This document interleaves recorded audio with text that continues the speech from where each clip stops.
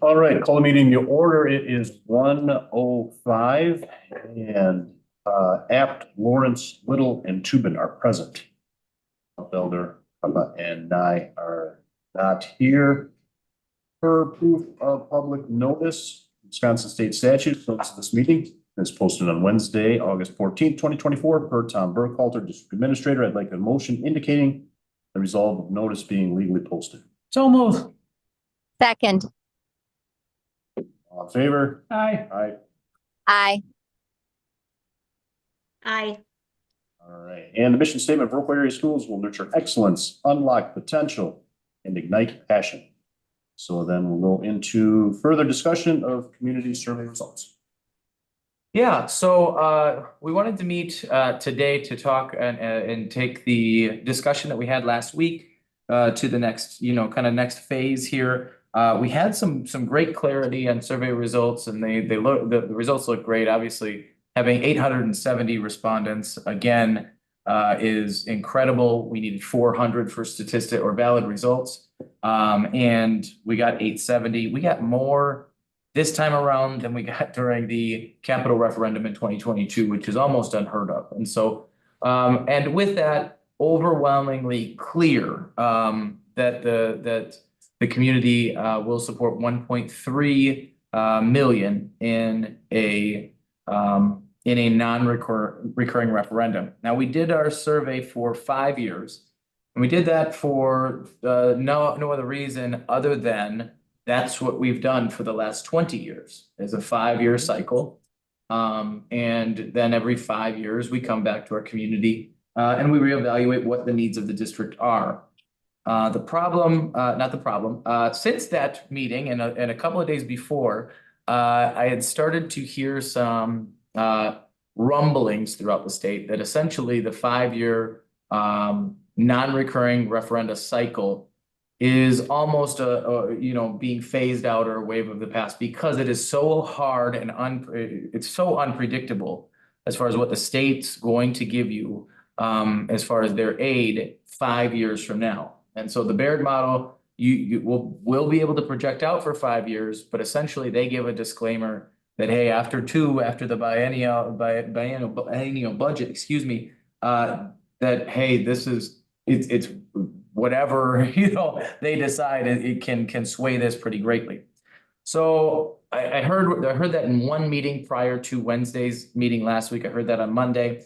And then we went through and since that time, it has become a consistent theme in the superintendent world over the past week or so that 5 years is almost impossible to budget out. And so when we look at the last 5 years with our $550,000 budget, we went through and a $550,000 non-recurring referenda.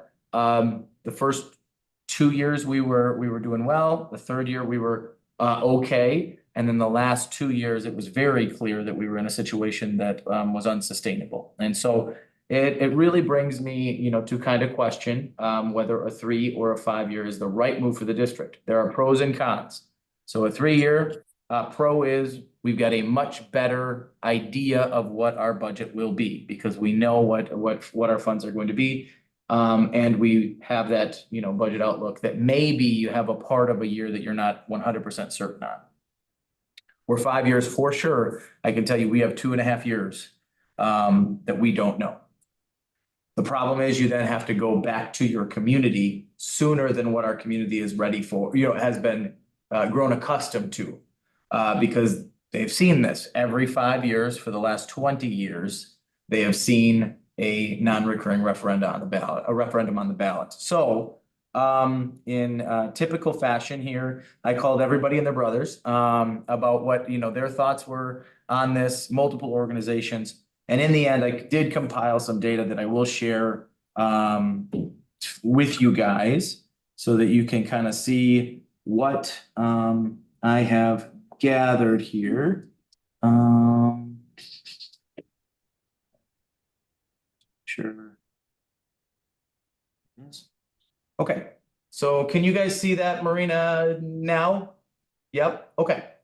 So this is just my notes. This is nothing official. This is nothing crazy. But I was curious, so I looked back at some of the data from spring of just this last year to see, as 5 years was pretty typical, what are we trending on right now? And so even in the spring, without the shift anecdotally that we're hearing from other districts, even in the spring, 72% of all referenda were 3 or 4 years for non-recurring operational referenda.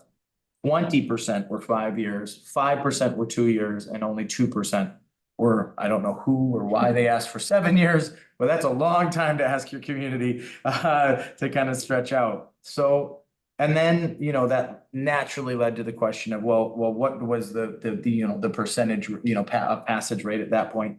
2% was only 50%. 2 year was 50%. 3 year was 75%. 4 year was 56%. 5 year 67%. And guess what? The 7 year referendum question did not pass. So I don't think that this adds.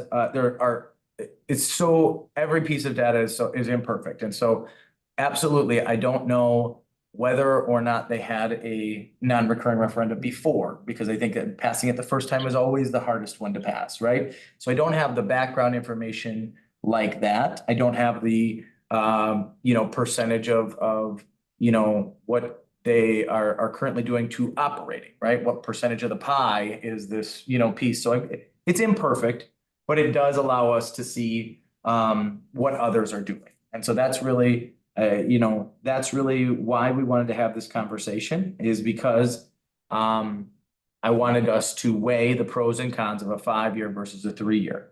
I do not believe that it will have a negative impact on a November referendum this year, but we have to be very clear if we do that we're coming back in 3 years with some type of a question. It may be for more, it may be for less, but just being honest about, hey, we're going to be really honest about our needs. So I guess that's what I'm going to throw that out in the middle of the court here. And I want to get some honest feedback from everybody so we have some direction for that. I would agree with This is that. Oh, okay. I was just, this is Angie. I agree with the 3 year, especially with the outcomes and the financial budget on the state level, and never knowing what the state is going to do and allocate the financial dollars they're going to allocate to our school district. Yeah, I'd agree with the 3 year as well. I think it makes us more nimble. From a budgeting process, we'll know what the state is coming out with from a funding standpoint. And I think it just allows us to be more prudent with taxpayer dollars and allows us to have a more honest conversation when we do go to referendum that, hey, this is what we know. It takes away the need for the crystal ball a little bit. And I think just going into it, really having a strong communication plan on why we're doing it this way. And even, you know, going back to Act 10, and this is how it was structured, that it needs to go to the local level to help fund the district. So, yeah, I agree with that. I agree too, and I think actually it's almost a selling point when you talk about 3 years. You don't know what the legislators are going to do. Actually, you know, the redistricting and everything that's happened in Wisconsin, you don't know where anything's going. So, you know, we do know, you know, since everything moves pretty slow, 3 years is pretty safe. I think it just gives you more to sell it to on the public. It's like, this is what we need, and we know we need this for 3 years. And if something then dramatically changes, then we'll be in better spot in 3 years. Either way, and that's Yep. that's the comfort that I find in that. I also, and I will not sugarcoat anything, it also is, you know, it's saying that referendum cycle is shorter, is going to be, you know, more work on the business office, on Chris coming in, it's gonna be more work on me, and it, you know, it just because we don't have that, you know, that longevity there, that, you know, we can wait until year 3 to really begin thinking about what years, the next, 2 years after that are gonna look like. So, Marina, what are your thoughts? I like the 3-year also. I think the passage rate comparing to the 2, 4, and 5, it's a no-brainer. This is Angie again, and what I would also say is if the state decides to change the formula for providing dollars to K-12 education, this allows us to either reduce or increase the amount of referenda that we require in order to be sustainable into the future. So we can be very transparent with our community about where these dollars are going and what our needs are, whether it's more dollars, less dollars, or the same dollars. Good point. Yeah, and then just the bottom part of that, you can see the draft referendum question from Quarles and Brady. That's our legal firm that writes up most of the referenda questions in the state of Wisconsin. I did want to make a note that they shared with me that they are currently working with 108 districts to go to referendum in November. And what that just signifies to me is, again, that we're not the anomaly here. We're not the outlier. Almost over a quarter of the districts in the state of Wisconsin are going to referenda in this particular cycle that we're going to be talking about on Monday. Below that, you can see the question there. I'm going to read it, Angie, just because I can't tell. I don't know if you can actually see this. So, shall the Viroqua Area School District of Vernon and Crawford Counties, Wisconsin, be authorized to exceed the revenue limit specified in section 121.91 of Wisconsin statutes by 1.3 million per year for, and this is what we're, 3 or 5 years, beginning with the 25-26 school year and ending with either the 27-28 or the 29-30 school year for non-recurring purposes consisting of operation and maintenance expenses of the district. Sounds good. Like that. Yeah. Do you need a motion for approval? Nope, we won't do that until Monday to give you guys enough time to review this and to ask any questions, those kind of things. And hopefully we have a few more board members so that we can go ahead and make that. And I just want to be very open and have a bigger public that could see that too. So are there any questions about the language? We're in the draft phase, so this is perfectly fine for us to have this conversation. Any questions about that? Anything that we need to do to add clarity to it?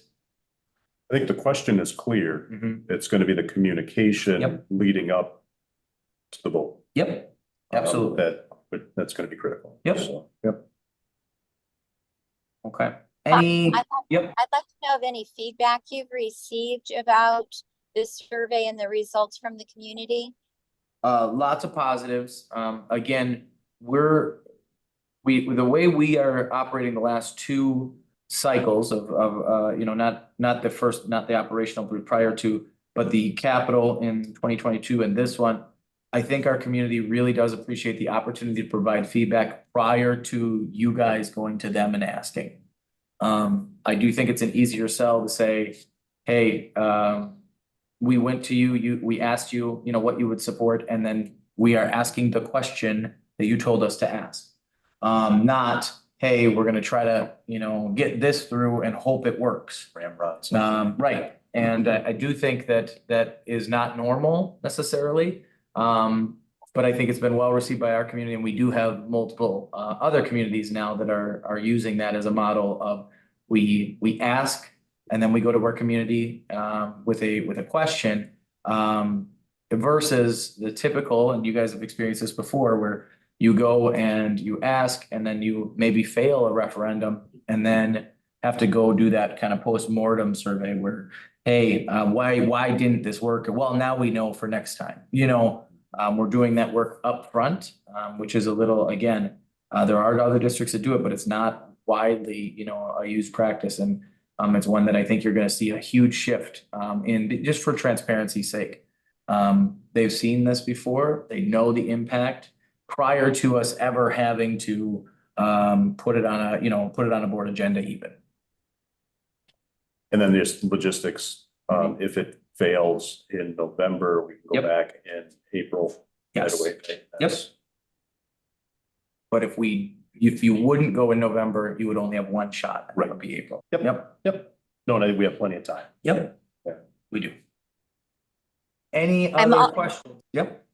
I'm also wondering, as far as community input, is there a real clear understanding that the referendum that did pass was for constructing new spaces, safety, and addressing some of the technology issues that we have as far as expanding those courses? If people understand the difference between an operational referendum versus a referendum, a capital referendum, and how that messaging is going to come through going forward.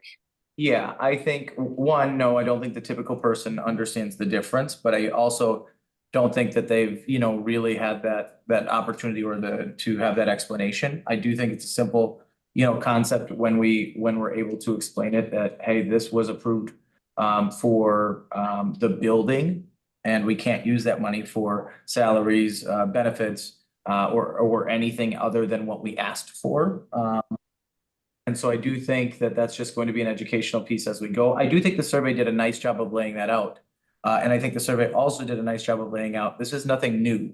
This is the 5th time we've come for a non-recurring referendum in this district. And so this is not something that we came up with overnight or anything like that.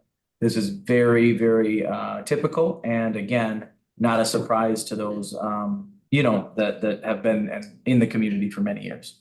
And I think part of that communication is going to be that it's not an over and above what we've asked for in the past, that those have sunset. This is replacing. Yep, this is replacing, not above. Yep.